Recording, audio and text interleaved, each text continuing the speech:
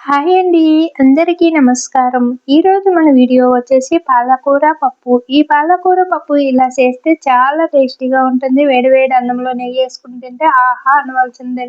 మరి ఎంతో టేస్టీగా ఉండే ఈ పాలకూర పప్పు రైస్‌లోకే కాదు చపాతీ, పూరి, రోటీ ఎందులోకైనా కూడా చాలా బావుంటుందండి. మరి ఎంతో టేస్టీగా ఉండే ఈ పాలకూర పప్పు వీడియో ఈరోజు మన ఛానల్‌లో ఉంది. చూడని వారెవరైనా ఉంటే చూసి ఒక్కసారి ట్రై చేసి ఎలా వచ్చిందనేది మీ ఫీడ్‌బ్యాక్‌ని అందించండి. మీ ఫీడ్‌బ్యాక్‌ని అందించడం వల్ల మరిన్ని వీడియోలు చేయడానికి అవకాశం ఉంటుంది. మరి నచ్చితే లైక్ చేసి, షేర్ చేసి మన ఛానల్‌ని సబ్స్క్రైబ్ చేసుకోండి. అలాగే ఎంతో టేస్టీ అయిన ఈ పాలకూర పప్పు తయారు చేసే విధానము, అలాగే తయారు చేయడానికి ఏమేమి కావాలి అనేది ఇప్పుడు చూసేద్దాం. ముందుగా ఒక కుక్కర్ గిన్నె తీసుకుని అరకప్పు పెసరపప్పుని ఇలాగా వేసుకోవాలి.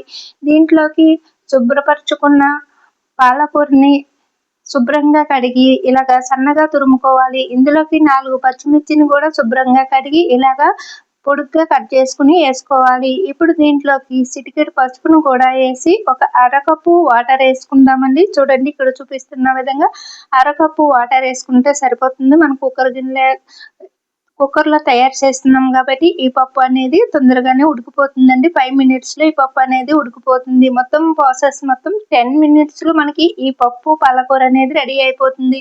ఇప్పుడు దీనికి మూత పెట్టేసి విజిల్ పెట్టి స్టవ్ పై పెట్టుకుని 3 విజిల్స్ వచ్చేటంత వరకు ఉడికించుకున్న తర్వాత మూత తీసి చూస్తే ఆవిరిపోయిన తర్వాత మూత తీసి చూస్తే పప్పు అనేది ఇలా రెడీ అయింది. దీంట్లోకి మీకు రుచికి సరిపడా సాల్ట్ వేసుకుని ఇలాగా బాగా కలుపుకున్న తర్వాత ఇప్పుడు పోపు దినుసులు చూసేద్దాము. ఒక ప్లేట్ తీసుకుని దాంట్లోకి 2 ఎండుమిర్చిని, 4 వెల్లుల్లిపాయలను మొయ్యగా దంచుకుని, అలాగే 2 రొమ్మల కరివేపాకు ఫ్రెష్ తీసుకోండి. పోపులోకి చాలా బాగుంటుంది. అలాగే 1 స్పూన్ ఆవాలు, 1 స్పూన్ జీలకర్ర తీసుకుని ఇవన్నీ పక్కన పెట్టుకోండి.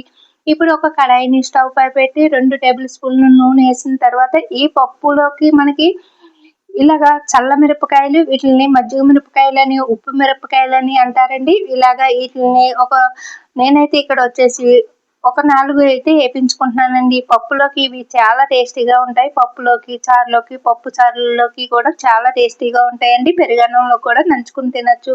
ఇప్పుడు వీటిని వేపించుకున్న తర్వాత పక్కన పెట్టేసుకుని అదే కడాయిలోకి నూనె ఉంది కదండి, ఆ నూనెలోకి ఇప్పుడు పోపు దినుసులన్నీ వేసేసి దోరగా వేపించుకుందాము. మీకు నూనె సరిపోదు అనుకుంటే మరి కాస్త నూనె వేసుకోండి. ఇక్కడ నేను మిరపకాయలు వేపించేటప్పుడు మీకు ఎక్కువ నూనె కనిపించింది కదండి, కాస్త ఆ పెద్ద మిరపకాయలు ములగాలి కాబట్టి కాస్త 2 టేబుల్ స్పూన్లు నూనె వేసాను. అవి తీసేసుకున్న తర్వాత నూనె అనేది తీసేసాను అనమాట.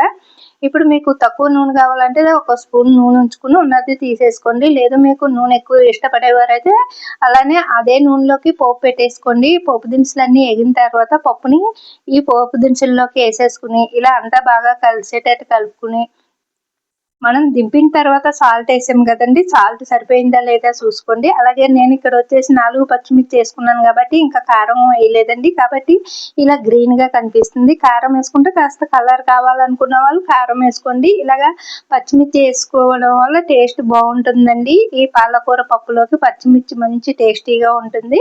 ఇప్పుడు మనకి పాలకూర పప్పు అనేది రెడీ అయిపోయిందండి. ఇలా చెప్పిన ఒకటే అలా చెప్పిన ఒకటేనండి. ఇప్పుడు ఎంతో టేస్టీగా ఉండే పాలకూర పప్పు రెడీ అయిపోయిందండి. ఇలా చేసిన ఈ పాలకూర పప్పు మనకి రైస్, చపాతీ, పూరి, రైస్ లోకి దేంట్లోకైనా రోటీల్లోకైనా కూడా చాలా టేస్టీగా ఉంటుందండి. ఇలా చేసి వేడి వేడి అన్నంలో నెయ్యి వేసుకుని తింటే ఆహా అనవలసిందేనండి. మరి ఎంతో టేస్టీగా ఉండే ఈ పాలకూర పప్పు కర్రీ ఈరోజు మన ఛానల్లో ఉంది. చూడని వారు ఎవరైనా ఉంటే చూడండి. అలాగే ఎక్కడ స్కిప్ చేయకుండా చూసి మీ ఫీడ్బ్యాక్ని అందించండి. మన ఛానల్ని సబ్స్క్రైబ్ చేసుకోండి.